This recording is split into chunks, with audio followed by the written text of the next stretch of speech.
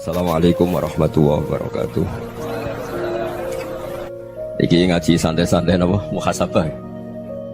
Muhasabah itu kalau Kiai Jawa maknani itu ngoreksi diri sendiri. Jadi menghitung diri sendiri. Ini pas bidang yang saya tekuni tadi karena Habib Ahmad yang minta kemarin sama ibu saya dari Indonesian Power itu. Ibu Lia, saya turutin sekaligus saya sambil belajar terus tentang muhasabah. Dalam konteks Indonesia, muhasabah itu sudah jadi perilaku ya.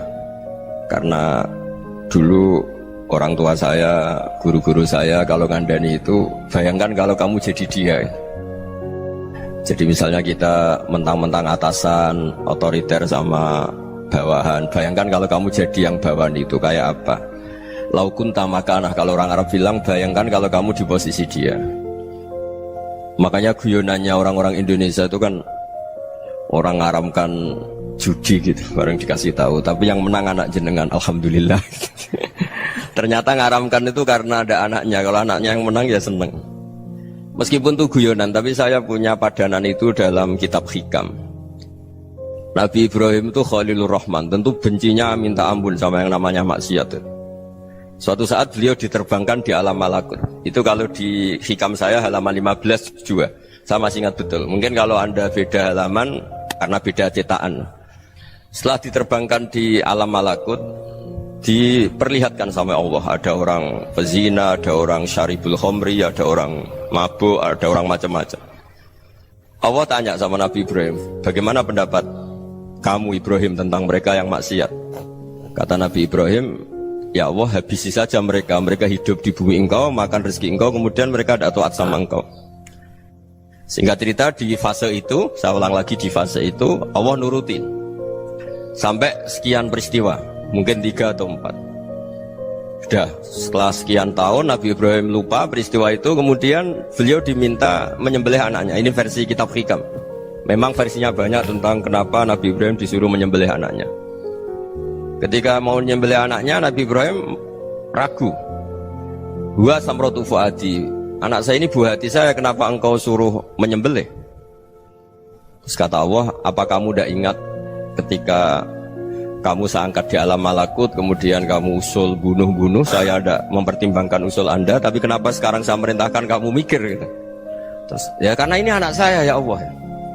Terus kata Allah, rumang samu wong sing bukan mata ini gak gawean kau sing gawe kowe enak wae usul mata ini. Sebenarnya saya yang bikin, kemudian Anda enak aja usul membunuh. Semenjak itu Nabi Ibrahim itu di eranya itu asfaqun nas, orang paling sayang sama manusia. Karena kadang kita keras itu ya kebetulan itu udah anak kita, ada keluarga kita. Cara orang Jawa itu kan gitu ya, kalau ada perempuan terus macak yang macam-macam pakai sepeda motor cowok, terus wah itu luput suwuk, semoga-moga gini. Tapi setelah dikasih tahu, niku ponakane jenengan, semoga-moga selamat.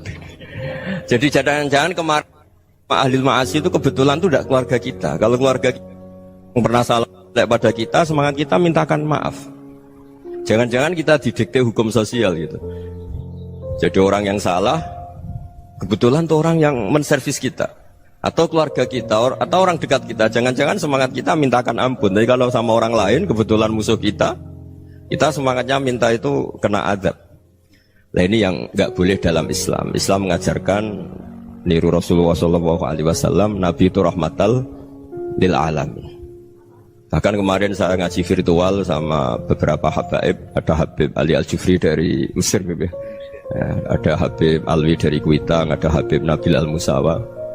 Dari sekian habaib itu saya masih ingat, diantaranya yang didawuhkan rahmatan lil alamin itu ketika Nabi adzahu qaumuh, disakiti oleh kaumnya, dan itu mereka masih kafir semua.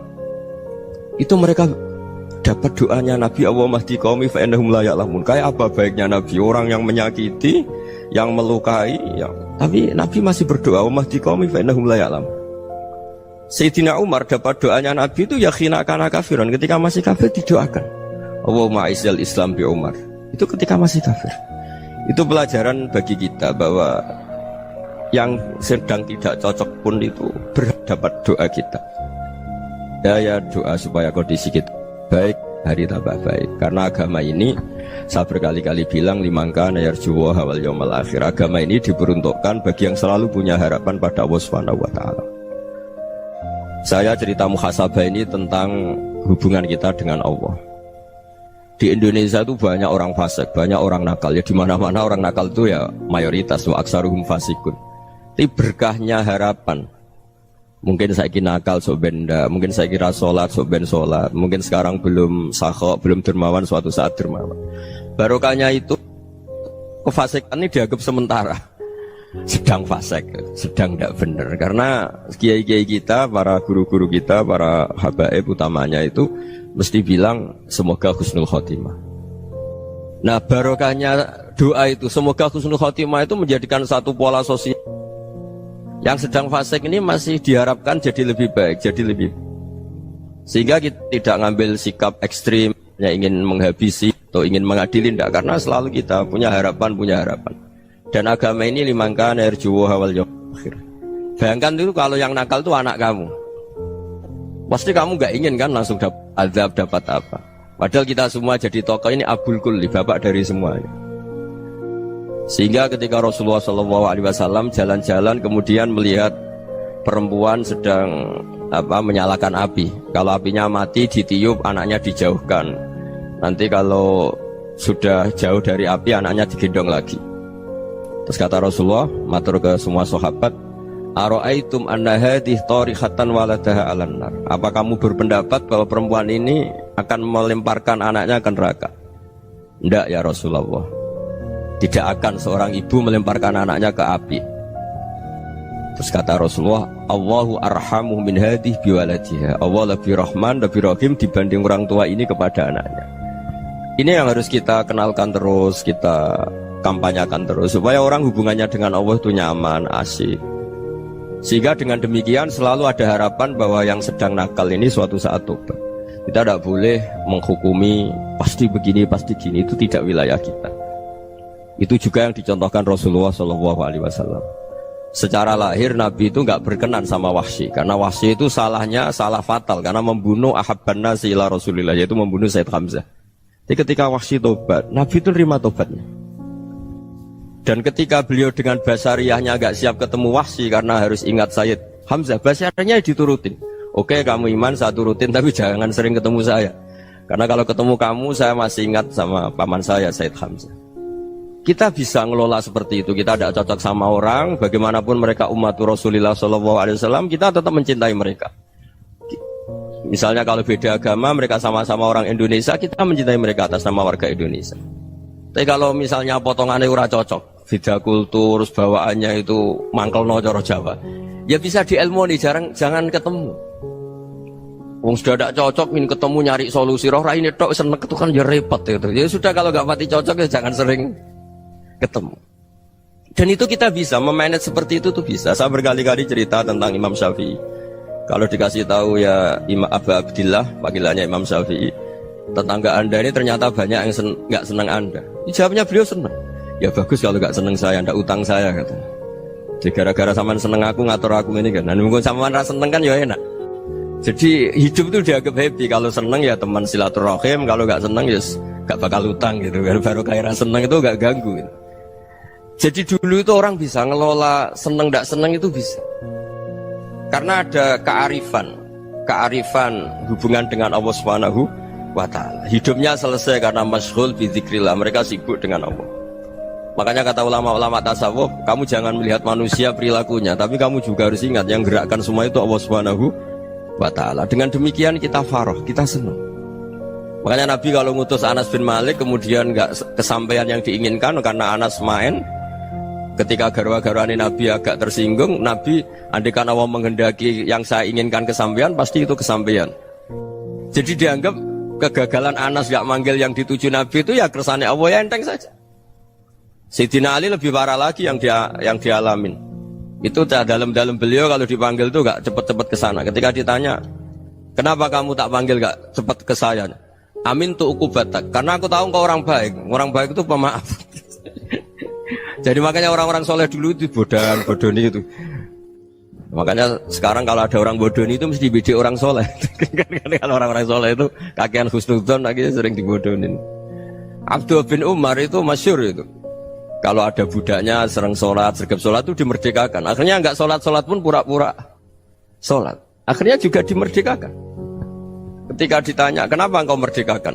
Padahal mereka sholatnya menipu engkau, kata pembisik-pembisik itu. Man khoda'ana lillah in khoda'na lah.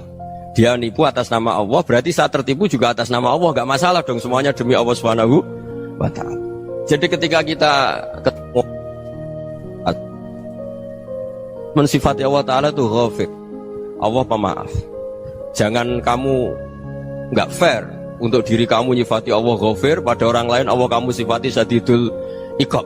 Jadi Allah kamu atur, kayak MC tadi ngatur saya. Jadi Allah itu apa? Kalau pada saya ghafir, kalau pada musuh saya syadidul iqab. Itu tidak fair. Kalau Anda punya harapan kepada Allah karena Allah Rahman Rahim, Allah ghafir, sebenarnya Allah pada musuh kita ya bisa saja Allah ghafir, bisa saja Allah Rahman Rahim. Sehingga kita melihat orang lain yang kita tidak cocok itu ya enteng saja. Itu min ummati Rasulillah sing tanaluhu syafa'atu, tanaluhu sa'atu rahmati, tanaluhu fair. Jangan dengan kita kayak mesti dapat rahmat. Jangan orang lain kayak Allah pasti syadidul iqab. Itu tidak boleh. Sehingga ketika ada orang Badui, singkat cerita orang Badui ini kencing di masjid, semua sahabat membentak dia. Yang enggak bentak hanya Nabi tok. Saking mangkalnya orang ini karena semua sahabat bentak kecuali Nabi. Setelah dibenarin Nabi, terus Nabi nyuruh Sobbu ali dhanuban min ma'in. Setelah disucikan masjid itu, dia berdoa keras sekali. Allahumma arhamni wa Muhammadan wa la tarham ma'ana ahadan. Ya Allah, yang berhak dapat rahmatmu hanya saya dan Nabi Muhammad, yang lainnya jangan gitu. Karena yang lainnya tuh jengkelin, gitu aja saya salah dimarah-marahin gitu. Jadi kalau kamu doa terbatas ya kayak orang Bedui ini, kayak orang Arabi. Apa kata Nabi? Laqad tahajjarta wasi'an.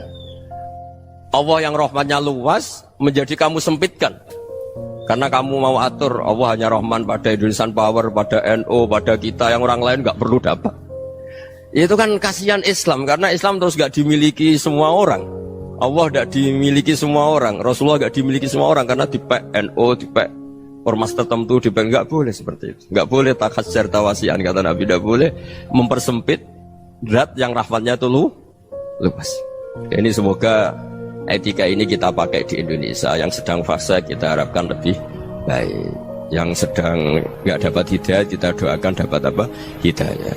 Masyhur kan, makanya tadi saya mohon sama Habib Ali supaya Habib Ahmad supaya tetap mahalul qiyam, tabaruk sama Habib Ali. Di antara doa-doa di Simtud Duror masyhur itu antuqabilal mudhniba minnah fil ghufran wal musi'a bil ihsan. Jadi harapannya para habaib, para orang-orang baik dulu ya, semoga yang dosa itu dimaafkan, yang sedang salah dibuka, bikin lebih baik.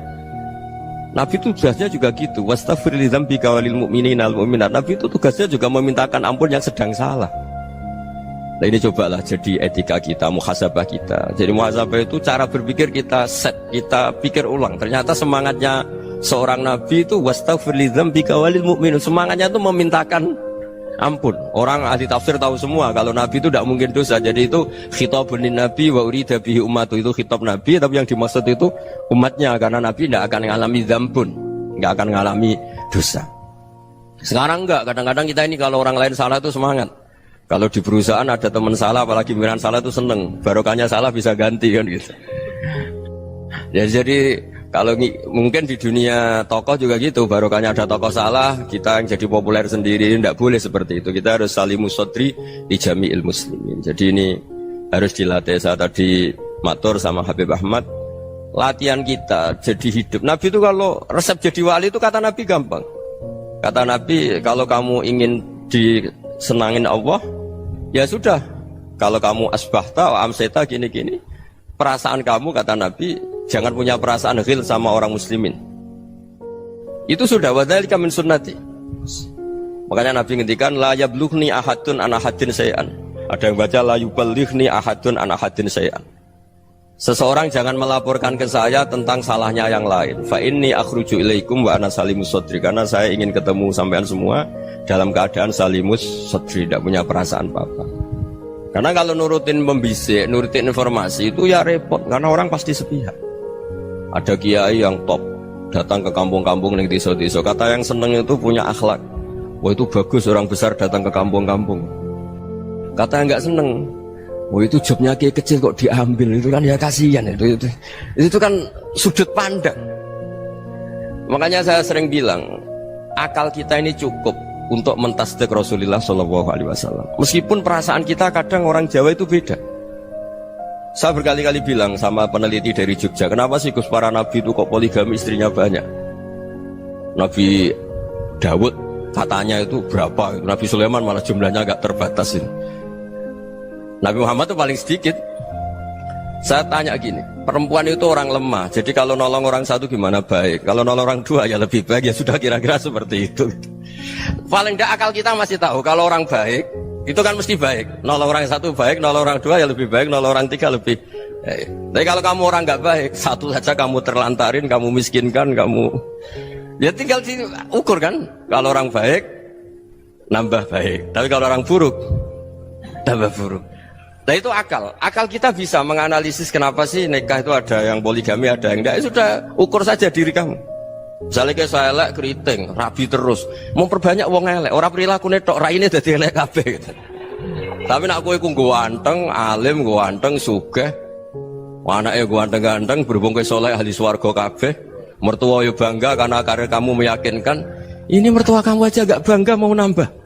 Ipar gak bangga, mertua gak bangga, desa kamu yang kamu wayai juga gak beda dengan Nabi ketika nikah Juwairiyah itu gak ada pernikahan sebarokah Nabi dengan Juwairiyah itu Azharu Rasulillah. Di situ habis perang banyak tawanan, gara-gara jadi besanya Nabi langsung dibebaskan semua karena Azharu Rasulillah. Sekarang besanya Kanjeng Nabi. Dulu Abu Sufyan mangkalnya bukan main sama Nabi, gara-gara putrinya dinikah terus langsung jadi.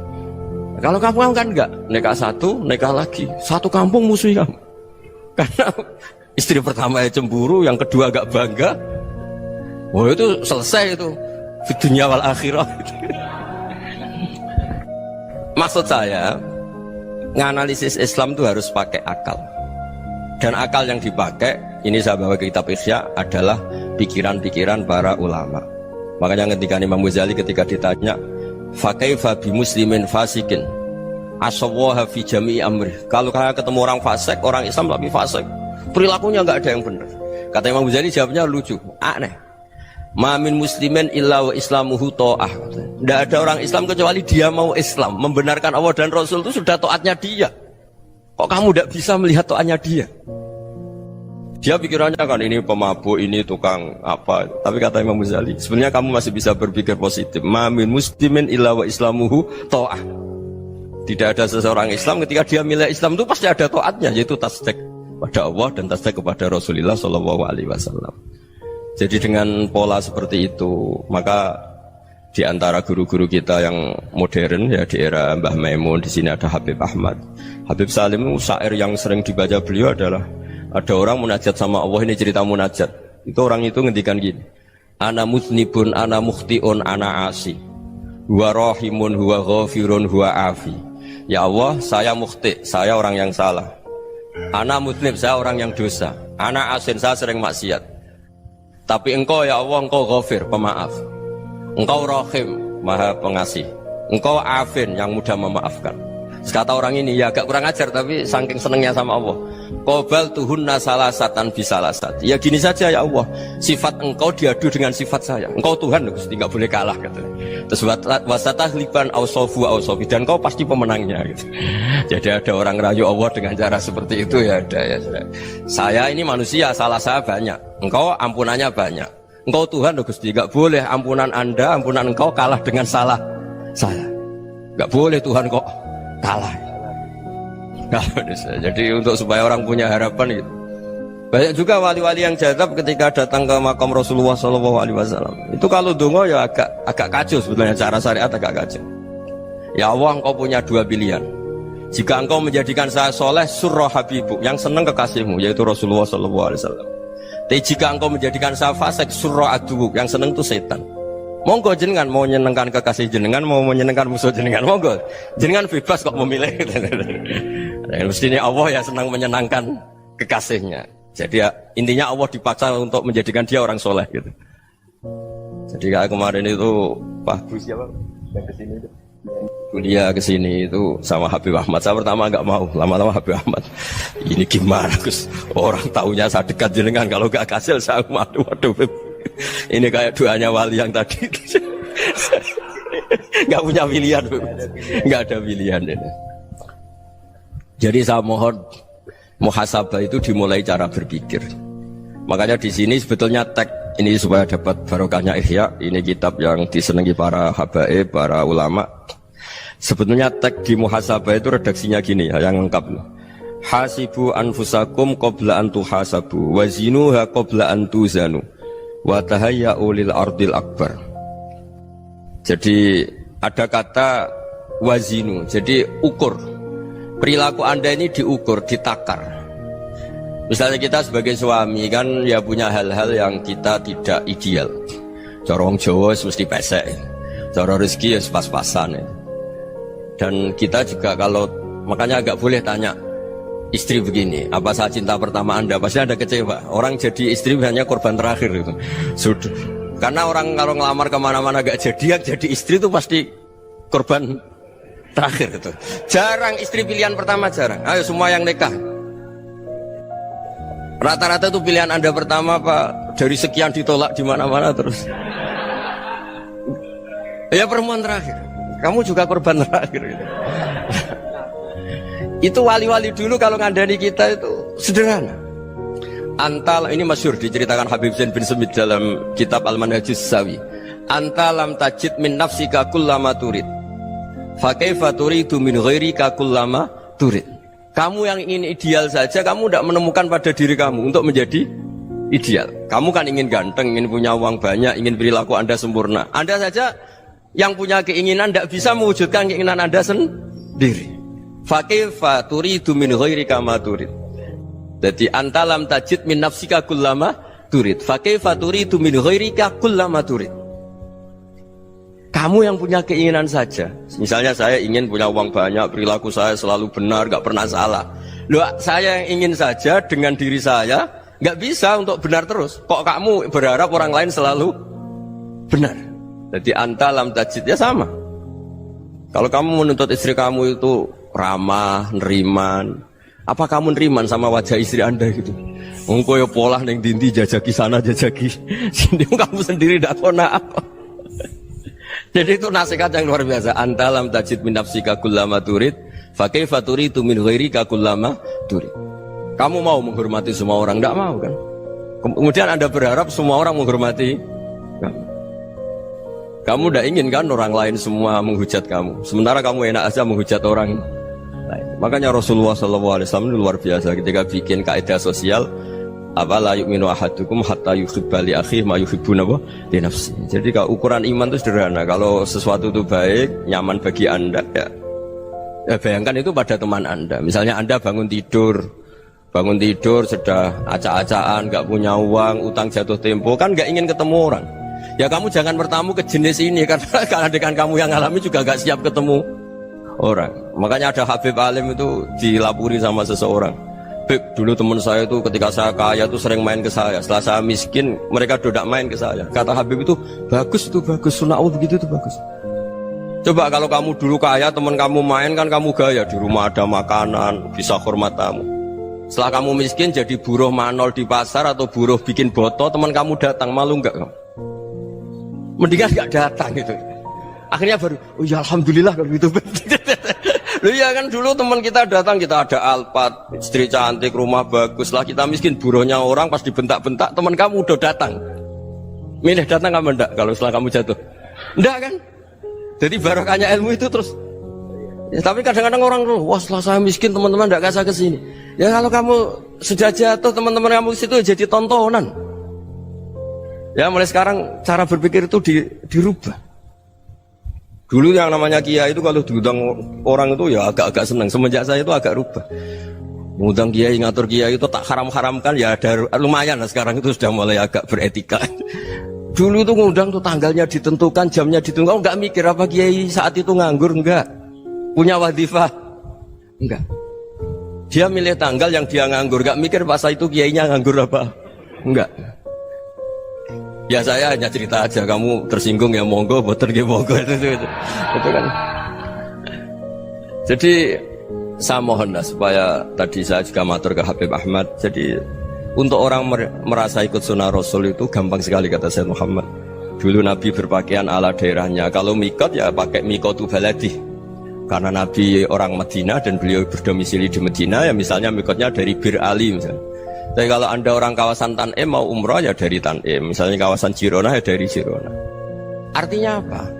Kamu ngambil mikot karena Nabi mikot misalnya dari Bir Ali, bukan berarti kamu harus seperti Nabi di Bir Ali, kamu orang Mekah, misalnya kamu orang Tanim, orang ya harus dari mikot itu apa? Baladi.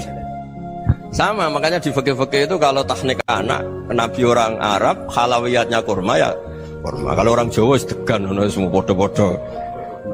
Ya, bodoh-bodoh manis. Jadi ini tabaruk sama Sayyid Muhammad, ini ada murid beliau Habib Ahmad sahabat ya, supaya orang itu merasa ikut Nabi itu gampang sekali. Ini saya baca ya di halaman tadi disaksikan Habib Ahmad 433 di kitab apa begini? Manhajus Salaf fi Fahmin Nusus.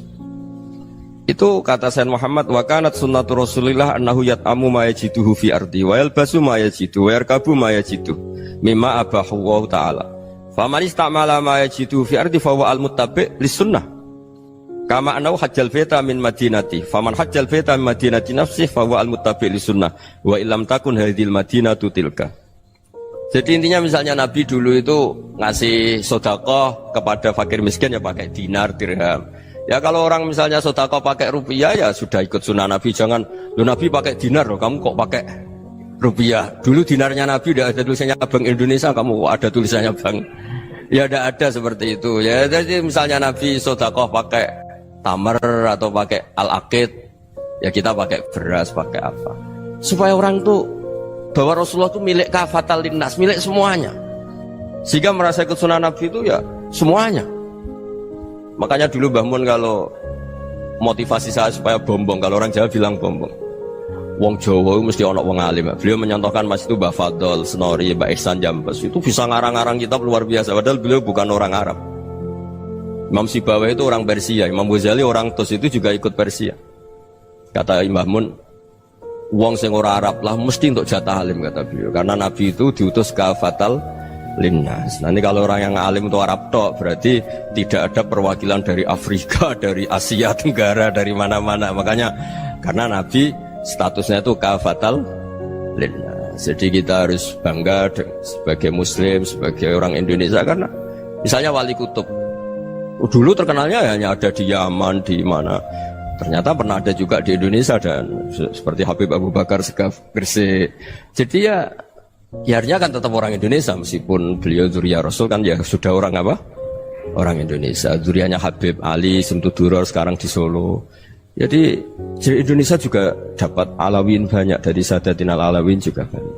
Jadi saya mohon barokahnya ngaji seperti ini. Melihat orang lain tuh gampang, bayangkan tuh kalau anak kamu. Makanya Nabi nanti kalau nggak percaya lihat di Hikam nomor 15 di kitab saya itu. Di situ dijelaskan oleh Hikam, jangan-jangan semangat Anda pada orang yang maksiat, pada orang yang keliru supaya dihukum itu karena kebetulan itu udah anak Anda, itu udah keluarga Anda. Coba kalau itu keluarga Anda. Makanya kalau saya guyonan di Jogja itu ada pembantu mecahkan piring terus dimarahi majikannya, saya mesti guyon gitu, pasti itu pembantunya tidak cantik. Kok bisa Gus? Andai kan cantik dan kamu senang mecahno piring satu, piring sewu ra iso ngamuk kowe. Ternyata ngamuknya itu karena mecahkan piring apa karena plus tidak cantik? Coba jawab para lelaki ini. Kamu marah sama orang maksiat tuh karena maksiat karena plus itu udah anak Anda. Bayangkan kalau itu anak Anda. Itu hebatnya Rasulullah SAW. Karena kita yang salah pun kadung umatnya, Nabi tetap ngasih fasilitas syafaati li ahlil kabair min ummati. Kayak apa baiknya Nabi? Udah ikut maksiat tapi ikut fasilitasi ngasih syafaat. Loh kalau li ahlil ibadah kan wajar. Nabi ketika ini syafaati li ahlil kabair min ummati. Ya karena tadi logika yang dibangun Rasulullah itu logika yang luar biasa. Kita semangat orang lain kena hukuman itu karena kita tidak punya ra'fah, tidak punya rahmah. Coba kalau Rasulullah yang bil mu'minina ra'ufur rahim, semangatnya itu mendoakan supaya tobat, mendoakan diampuni. Dan itu juga yang diperintahkan oleh Allah Subhanahu wa taala, wastaghfir li dzambika walil mu'minina wal mu'minat. Ya semoga barokahnya ngaji ini, barokahnya Habib Ahmad, barokahnya Maulid Simtud Duror, barokahnya semua kitab Madaih, Tibak Berjanji semuanya, barokahnya Ikhya, barokahnya Said Muhammad, barokahnya guru kita semua, Mbah Maimun, bapak saya. Kita ini ngikuti manhaj, ya, ngikuti apa? Manhaj. Saya sering didhawuhi Mbah Mun, kenapa ihdinas siratal mustaqim bukan siratoka? Bukan jalan engkau ya Allah, karena Allah itu nggak bisa kamu tiru. Allah itu tidak tidur, tidak makan, tidak kesel, tidak capek. Yang bisa ditiru itu siratal ladzina an'amta alaihim. Yang bisa ditiru manusia ya niru manusia. Karena Allah itu tidak bisa ditiru. Makanya ihdinas siratal mustaqim siratal ladzina. Dan niru siapa? Niru guru-guru kita.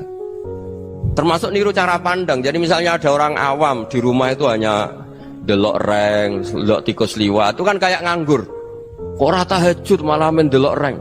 Melihatnya jangan gitu. Huwa tarokal ma'asiyah. Dia di rumahnya ndak dugem, ndak kemana-mana. Dia berarti malam itu tarkul ma'asi. Tidak nyopet, tidak garong, tidak ke tempat maksiat. Susahnya apa sih husnudzon? Jadi jangan lihat huwa tarkut tahajud, huwa tarokat tahajud, wa taroka qiyamal lail. Oke ya, namanya orang begitu ya tidak tahajud, tidak qiyamul lail. Tapi susahnya apa sih kamu bilang huwa tarokal ma'asiyah? Dia juga meninggalkan maksiat, dan tarkul maksiat itu ibadah. Supaya orang tuh gampang lah husnudzon sama orang muslim. Ini orang mukmin, orang yang luar biasa. Di mata Allah itu orang yang luar biasa. Kayak tadi Imam Ghazali, kalau saya ketemu orang muslim kemudian dia tidak pernah baik, gimana? Kata Imam Ghazali, ma min muslimin illa wa islamuhu ta'ah. Tidak ada orang Islam ketika dia mentasdihkan Allah dan Rasulullah, berarti dia juga punya taat. Ya ini latihan saja, sing iso nglakoni Habib Ahmad kula namung cerita mawon.